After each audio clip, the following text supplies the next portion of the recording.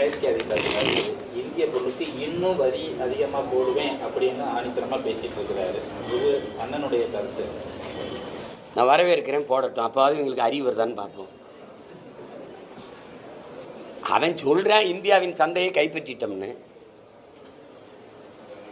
இது நான் என் நாடு என் தேசம்னு இருக்கேன், அவனுக்கு சந்தையா இருக்கு. எப்படி இருக்கு? அவன் சொல்றான் ரஷ்யாவோட வர்த்தக ஒப்பந்தம் போடாதுன்னு. நீ யாருடா? இந்திரா காந்தியா இருந்தா நீ சொல்லியிருப்பியா?